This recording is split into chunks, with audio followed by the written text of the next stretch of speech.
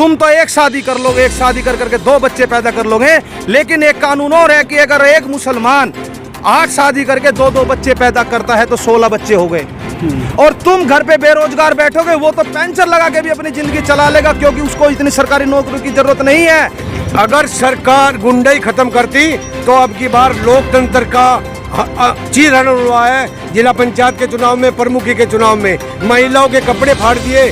अगर ये लोकतंत्र में विश्वास करने का काम होता और महिलाओं के कपड़े फाड़ने का काम न होता। पर आज से 75 वर्ष पहले, जब अगर आप लोग नोट करोगे कि मुसलमानों की जनसंख्या कुल 17 करोड़ बढ़ी और हिंदुओं की जनसंख्या 70 करोड़ बढ़ी, नियंत्रण लेकर के हम इस देश को पता नहीं क्या सोने की चिड़िया बना देंगे। अगर ऐसी बात होती, अगर जनसंख्या के द्वारा कोई देश बर्बाद हो, सबसे पहले चीन बर्बाद होता। चीन क्यों नहीं बर्बाद हुआ? तो अब की बार जनता इन्हें सबक सिखाने का काम करेगी। आदरणीय माननीय चौधरी चरण सिंह जी, चौधरी अजीत सिंह जी और जयंत चौधरी जी और अखिलेश यादव की सरकार बनने का काम उत्तर प्रदेश में होगा। इन सरकार को यहाँ से भगाने का काम होगा। जो किसान की बात करेगा वो दिल्ली में राज करेगा। मिल रहा तुम्हें होर्डिंगों के ऊपर मिलेगा उत्तर प्रदेश नंबर 1। किसके पैसे से लगाई वो होर्डिंग? पूछता हूँ मैं सरकार से सवाल, क्या भारतीय जनता पार्टी ने अपने पास से उसका पैसा दिया है? क्या योगी आदित्यनाथ जी ने अपनी सैलरी से, अपनी तनख्वाह से वे पैसे दे करके बोर्ड लगवाया है? नहीं लगवाया। वो सारा पैसा हमारा है, हमारा था और हमारा रहेगा। नमस्कार, मैं आपके साथ एमडी नासिर और आप देख रहे हैं एनटीवी इंडिया। उत्तर प्रदेश में चुनावी सरगर्मियां शुरू हो चुकी है। इसकी जोर शोर से चर्चा हो रही है मीडिया में। कल भारत के प्रधानमंत्री मोदी जी भी उत्तर प्रदेश में गए थे और वहां पे कहीं ना कहीं देखा जा रहा है कि वह एक तरह से चुनाव की तैयारी कर रहे हैं। हमारे साथ उत्तर प्रदेश की कुछ जनता है, मैं इन लोगों से जानूंगा से भारत के प्रधानमंत्री जाकर जिस तरह से योगी जी की विशेषताएं गिना रहे थे, क्या सच में वह सच बोल रहे थे या जुमला है? क्या है हकीकत, हम लोगों से जानते हैं। मेरा नाम सुनील बालियान भारतीय है, जिला शामली उत्तर प्रदेश से हूँ। कल भारत के प्रधानमंत्री उत्तर प्रदेश में गए थे, क्या भाषण सुने उनका? उस आदमी का भाषण सुनने को मन ही नहीं करता, क्योंकि उसके भाषण के अंदर सारी चीज़ें, जितनी भी चीज़ें हैं, सब की सब झूठी चीज़ें हैं। अब झूठी बातों पर विश्वास कैसे करें? अब क्या सुने? जो मोदी जी बोलते हैं वही मीडिया बोलती है, और जो मीडिया बोलती है वही अखबार बोलता है। आज देश के अंदर देख लो, देश की स्थिति क्या है। आज देश हमारा खड्डे में नहीं, कुएं में जा चुका। लेकिन ये जा करके चुनाव का एजेंडा सीधा करने के लिए ये आज उत्तर प्रदेश के अंदर आ रहे हैं। मोदी जी पहले कहाँ थे? उत्तर प्रदेश के अंदर कहाँ था विकास? आज जो विकास मिल रहा है तुम्हें होर्डिंगों के ऊपर मिलेगा, उत्तर प्रदेश नंबर 1। किसके पैसे से लगाई वो होर्डिंग?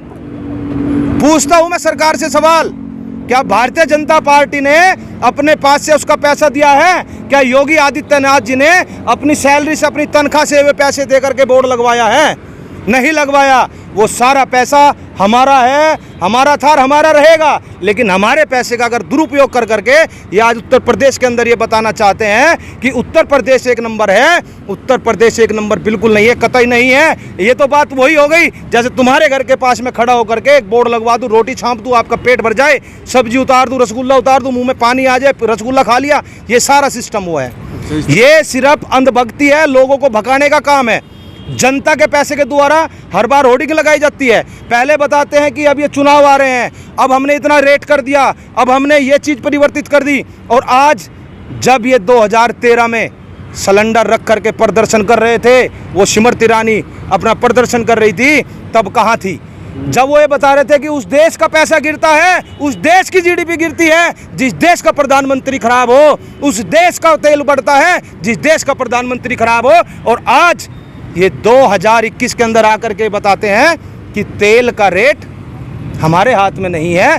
या तो ये सरकार तब गलत थी, ये लोग तब गलत थे, या अब गलत है। इस सरकार से मैं सवाल करता हूं, तुम गलत कब थे ये बता दो। या तो आप लोगों ने 2013 के अंदर जनता को बेवकूफ़ बनाया है, या जनता का बेवकूफ़ अब बना रहे हो। आपसे फिर मैं सवाल करूंगा, कहा जा रहा है कि 4 साल बेमिसाल, कैसे देखते हैं? क्या सच में बेमिसाल है क्या उत्तर प्रदेश? कहीं बेमिसाल नहीं। किसान के लिए, युवा के लिए, मजदूर के लिए, महिला के लिए इन्होंने कोई काम करने का काम नहीं किया। उत्तर प्रदेश में किसानों का 13,000 करोड़ रुपए बकाया है। जो बात करते थे भुगतान की कि 14 दिन में भुगतान करने का काम किया, काम करेंगे, लेकिन कहीं किसानों के लिए कोई भुगतान करने का काम नहीं किया। युवाओं को रोजगार देने का काम नहीं किया, केवल जातिवाद पर राजनीति करने का काम किया। जो अब की बार जनता इन्हें सबक सिखाने का काम करेगी। आदरणीय माननीय चौधरी चरण सिंह जी, चौधरी अजीत सिंह जी और जयंत चौधरी जी और अखिलेश यादव की सरकार बनने का काम उत्तर प्रदेश में होगा। इन सरकार को यहाँ से भगाने का काम होगा। जो किसान की बात करेगा वो दिल्ली में राज करेगा। ये किसान की बात नहीं कि इनको उखाड़ फेंकने का काम अब की बार जनता कल करेगी। भारत के प्रधानमंत्री जी कह रहे थे कि यूपी से गुंडाई खत्म हो गया, आतंकवाद खत्म हो गया हुआ है। क्या सच में वहाँ से ये सब खत्म हो गया है? अगर सरकार गुंडाई खत्म करती तो अब की बार लोकतंत्र का चीरहरण हुआ है। जिला पंचायत के चुनाव में, प्रमुखी के चुनाव में महिलाओं के कपड़े फाड़ दिए। अगर ये लोकतंत्र में विश्वास करने का काम होता और महिलाओं के कपड़े फाड़ने का काम न होता, प्रस्तावों को उठाने का काम किया। फर्जी इन्होंने फर्जी प्रमाण जो वो थे जो फार्म भरे गए, फर्जी महिलाओं से फार्म उठवाने का काम किया। अगर ये सच होते तो लोकतंत्र में अगर विश्वास होता तो इनकी एक भी सीट उत्तर प्रदेश में जिला पंचायत अध्यक्ष के चुनाव में ना आती। कहा जा रहा है कि कल महिलाओं के सामान में और फिर से भाजपा सरकार काम कर रही है। और ये भी भारत के प्रधानमंत्री कह रहे थे कि महिलाओं के ऊपर आंख उठाकर देखने वाले अब थर थर काँप रहे हैं। अब थर थर काँप रहे हैं। मुझे ये बता दीजिए, जब अब से 1 साल पहले एक वाल्मीकि की लड़की का बलात्कार हुआ, उसको योगी जी की निगरानी के अंदर जबरदस्ती उसका दाह संस्कार कर दिया गया, जो अभी प्रत्यक्ष को प्रमाण की आवश्यकता नहीं है। अभी जो जिला पंचायत के चुनाव है उसी के अंदर एक महिला का चीरहरण सारेआम हुआ। वो आदमी कहाँ है? क्या उसको सजा दे दी सरकार ने? नहीं दी। महिलाओं का सम्मान झूठ बोलते हैं, नहीं करते सम्मान महिलाओं का। सबसे ज़्यादा बलात्कारी आज भारतीय जनता पार्टी के अंदर है। जिन लोगों ने जो महिलाओं का अपमान करने का काम किया है, आज सबसे ज़्यादा उठा करके देख लो कि सबसे ज़्यादा बलात्कारी किस पार्टी के अंदर है। आज जनता को बेवकूफ़ बना रहे हैं उत्तर प्रदेश के अंदर। एक कानून ला करके कि हम बच्चों का 2 बच्चों का कानून लेकर के आएंगे, हम जनसंख्या नियंत्रण कर रहे हैं। अरे मैं पूछना चाहता हूँ योगी आदित्यनाथ जी, लोगों को बेवकूफ़ मत बनाओ, मत बनाओ इनको बेवकूफ़, क्योंकि ये जनता समझदार हो चुकी है और कुछ लोग हमारे जैसे पढ़े लिखे जनता को जगाने के लिए आ चुके हैं। अब ये लेकर के आए हैं कानून 2 बच्चों का और बता रहे हैं कि हिंदू हितैषी है। मैं पूछना चाहता हूँ इस सरकार से, मैं पूछना चाहता हूँ मोदी जी से, मैं पूछना चाहता हूँ योगी जी से, ये किस प्रकार से हिंदू के हित में है ये कानून? नहीं है उसमें ये भी तो क्योंकि सबसे बड़ी बात यह है, आज से 75 वर्ष पहले जब अगर आप लोग नोट करोगे कि मुसलमानों की जनसंख्या कुल 17 करोड़ बढ़ी और हिंदुओं की जनसंख्या 70 करोड़ बढ़ी। जो गरीब तबका है इसके अंदर गरीब तबका मारा जाएगा, क्योंकि गरीब तबका मजदूरी करता है, मेहनत करता है। और आज ये अगर इस कानून को लेकर के आना था, उससे पहले इनको शिक्षा लानी चाहिए थी। सबको 100% लोगों को शिक्षित करते, स्वास्थ्य पे ध्यान देते, रोजगार पे ध्यान देते। लोगों को तो बेरोजगार कर दिया इन लोगों ने। और आज ये बात कर रहे हैं कि हम जनसंख्या नियंत्रण लेकर के हम इस देश को पता नहीं क्या सोने की चिड़िया बना देंगे। अगर ऐसी बात होती, अगर जनसंख्या के द्वारा कोई देश बर्बाद हो, सबसे पहले चीन बर्बाद होता। चीन क्यों नहीं बर्बाद हुआ? वो कहते हैं ना कि जनसंख्या नियंत्रण करने से विकास ज्यादा तक लोगों तक पहुंच गया, क्योंकि जनसंख्या कम होगी। नहीं, अब से पहले मुझे ये बताइए, जब जनसंख्या कम थी तब विकास कितना था? चीन का बताइए ना। चीन की जनसंख्या भारत विश्व में सबसे ज्यादा है, उसका विकास कहाँ रुका हुआ है?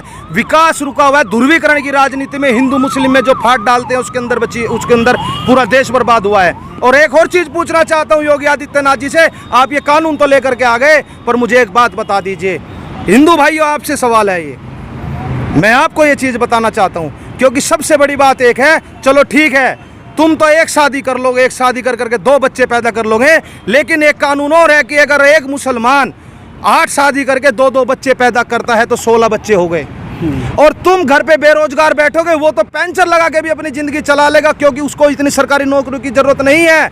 ये आप लोगों को भ्रमित किया जा रहा है, ये आप लोग सोचना पड़ेगा आप लोगों को, क्योंकि रोजगार की आपको आवश्यकता है। वो तो बचपन से ही रोजगार करना शुरू कर देता है, क्योंकि वो तो रफ एंड टफ में पला होता है, लेकिन तुम मोदी और योगी को देख करके पलते हो।